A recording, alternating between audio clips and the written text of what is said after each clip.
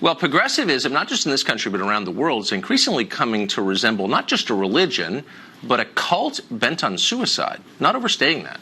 In Europe, billionaire George Soros recently said that European countries ought to cope with migrant crises, the ones that he helped encourage, by keeping their borders open to new arrivals and then taking on tens of billions of dollars in new debt, as if they don't have enough, to fund aid to developing countries.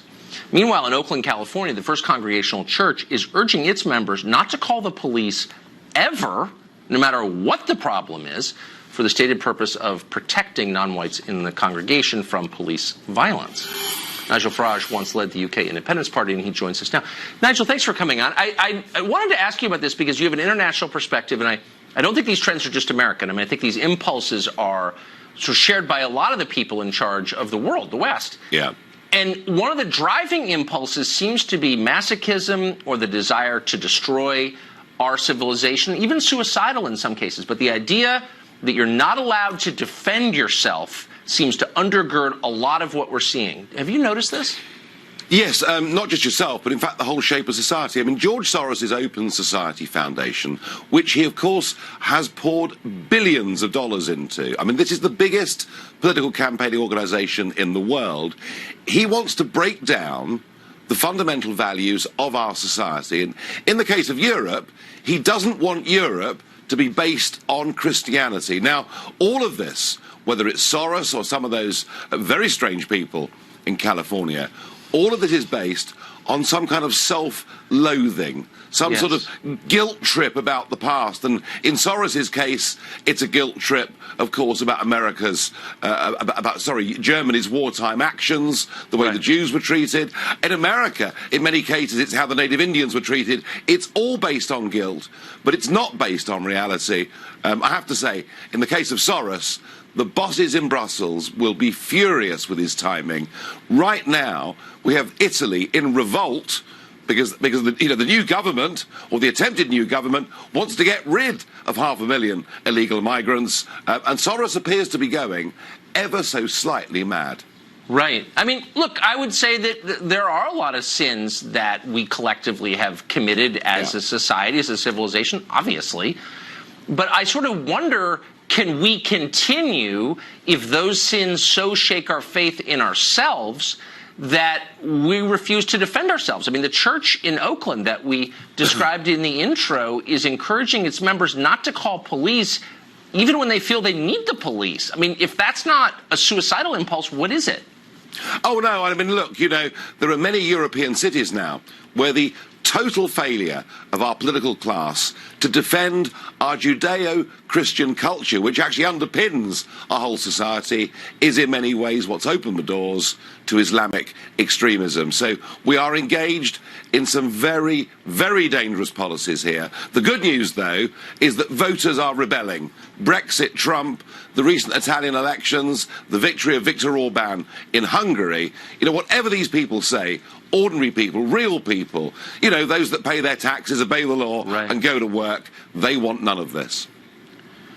I wonder why the Eastern Europeans don't seem quite as guilty as the West. Is it because they suffered for so long under the Soviets? Oh, look, they suffered in many cases under Nazism and, of course, under the Soviets. It's not until 1990, Tucker, that these countries were actually free Western democracies. And they do. I think it's important to realise that the church plays a much bigger role in society in Poland and Hungary than it does in France and Germany. That's really smart. Nigel Farage, thank you. Good to see you. Thank you. America's most cherished rights, the freedom of religion, the freedom of speech, freedom of the press, all of those have their roots in Great Britain, but in Britain itself, those rights are dying out. Tommy Robinson is a journalist and a political activist there. One of Robinson's chief causes is raising awareness about sexual abuse, grooming, and rape committed in his country by immigrants, mostly from the Islamic world. Those crimes are ones that local authorities have ignored in order to avoid being called bigoted. Last year, Robinson attempted to cover a gang rape trial involving several Muslim men in Canterbury. For that, he was arrested, given a suspended jail sentence, and told not to cover any further trials. Undeterred, this past weekend, he performed a live stream outside a sexual abuse grooming trial in Leeds. In a free country, of course, anybody ought to be able to say what they think on a public street, but Britain is not a free country anymore. So in a matter of hours, Robinson was arrested, tried and convicted, and sentenced to 13 months in jail. That was fine, by the way, with most members of the press there and here.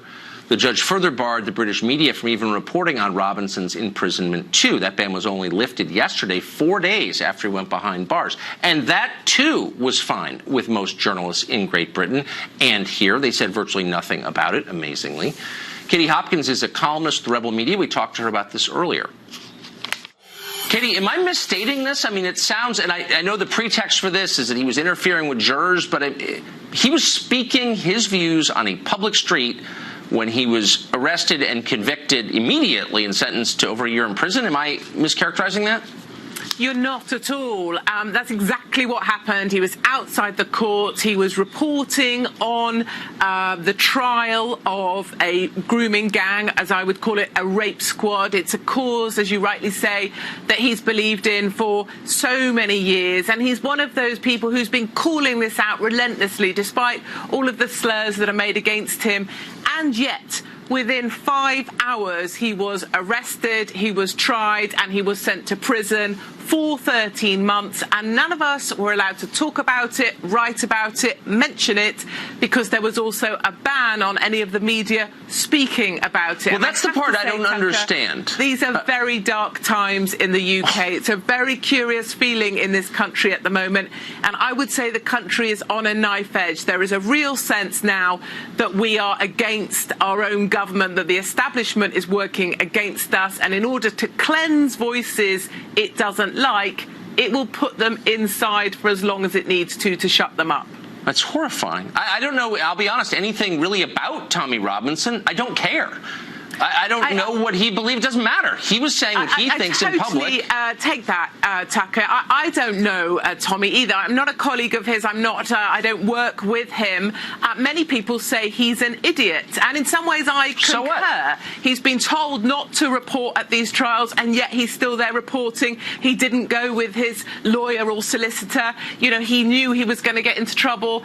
But then I say to myself, even if you don't like the guy, even if you don't know the guy, surely there's some fundamental principles like, yes, where was the swift justice for the victims of the grooming gangs? Where was the swift justice for the 11-year-old that was raped? If we can get Tommy in prison within 5 hours, where was the swift justice for these men? And where was the swift justice for the victims? And I would also say, no matter what you think of Tommy, whether you hate him, love him, don't know him, throwing him in prison when he is a guy who's repeatedly called out majority Pakistani grooming gangs, rape squads, that is a death sentence for Tommy Robinson.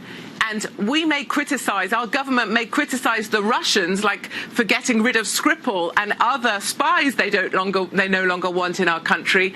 But our government knows if they put Tommy Robinson inside as they have done, and if he's put on an open wing, he will not survive his time inside. So I don't see how we're any different from the Russians. If this is how we're going to cleanse people that speak out against the establishment, these are dark times. Where for the UK, media? Where the media in this? I mean, so again, you don't have to like this guy or know anything about him to understand what's at stake here, which is freedom of speech, freedom of expression, freedom of the press. Why would media outlets in Great Britain go along with this gag order? Why didn't they just defy it? Go ahead and arrest us all. If this isn't a civil rights issue, then what is a civil rights issue? Well, this is where we divide, Tucker, into right and wrong, good and bad. And I have to say, I feel like the majority of mainstream media right now in the UK is on the side of the bad. It is more important for them to be seen as multicultural and accepting and welcoming to our Muslim colleagues and our friends than it is to stand up for what we know is right. So it suits them much better to say, well, no, Tommy Robinson is an idiot. He was told not to be there at the court. He was still there at the court. And the law is in every sense justified to throw him inside. And they're celebrating, just as they're celebrating with Roseanne. But actually, what we have to ask ourselves is, what happened to freedom of speech in the UK? Because I firmly believe, and it's my opinion, we no longer have freedom of speech in the UK. And I believe Tommy Robinson will be killed inside the prison, and it will be the establishment that have blood on their hands. Everybody watching this should be horrified. This is a threat not only to your rights, but to the rights of every American. Our rights derive from the British system. This may be a glimpse into our future. We should fight back as hard as we can. Thank you very much, Katie Hopkins, for that. Thank you, Tucker.